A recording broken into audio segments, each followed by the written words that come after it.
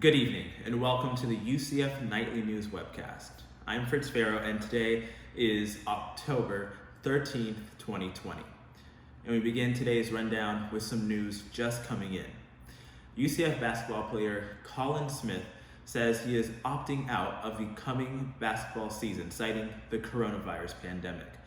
Smith adds he has underlying health issues, and he made the decision in consultation with his doctor. In other news, Apple unveiled its new iPhone 12 today. It's the first time an iPhone will be 5G enabled, and it was Apple's first virtual iPhone event. And President Trump's pick to replace Justice Ruth Bader Ginsburg on the Supreme Court, Amy Coney Barrett, faced day one of questions from the Senate Judiciary Committee today. The committee's members will have an additional 20 minutes each tomorrow to ask more questions. If confirmed, Coney Barrett could be a deciding vote on marriage equality. That is because two Supreme Court justices are expressing a desire to overturn the case that legalized gay marriage nationwide. Nightly News reporter Matison Little tells us why that is and what the campus community is saying.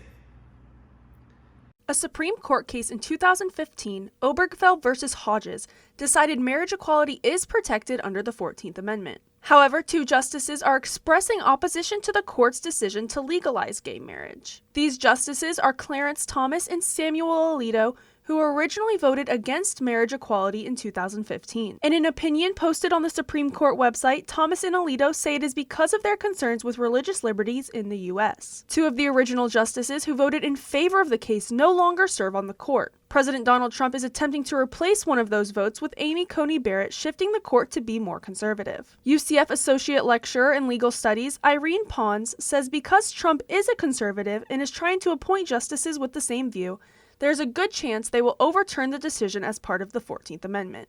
So if Trump is in office, then the future of LGBTQ rights and being able to have equality in marriages is definitely at stake.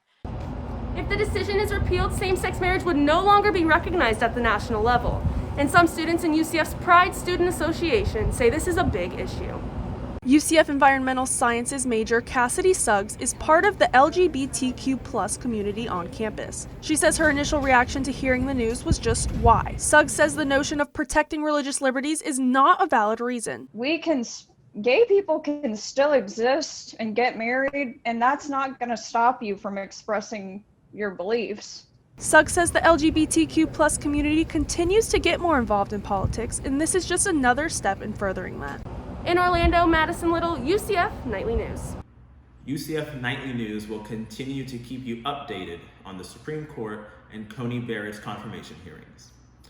President of UCF's NAACP chapter, Nadia Bobrin, says members of the organization lack the enthusiasm for both presidential candidates. The civil rights organization won't be endorsing either Donald Trump or Joe Biden for president, but is still encouraging its members to vote. Some members of the group say they don't believe either candidate will uplift the Black community, despite promises to do so. Political science professor Aubrey Jewett says that if the Black community doesn't participate, it could help the Republican nominee.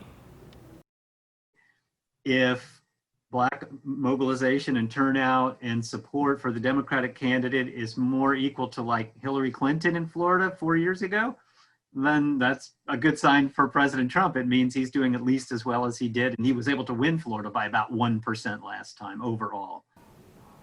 The Joint Center for Political and Economic Studies says an overwhelming majority of the Black vote has gone to the Democratic candidate for president since 1968.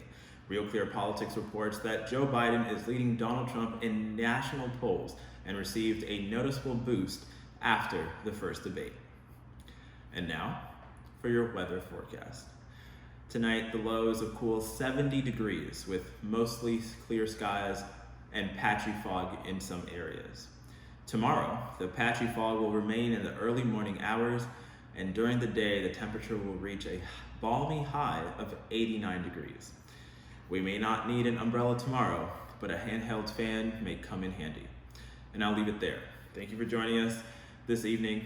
Make sure to keep up with all that's happening throughout the week by following us on Twitter at UCF Knightly. And check back here tomorrow for another nightly news update. I'm Fritz Farrow. Thanks for watching. Good night.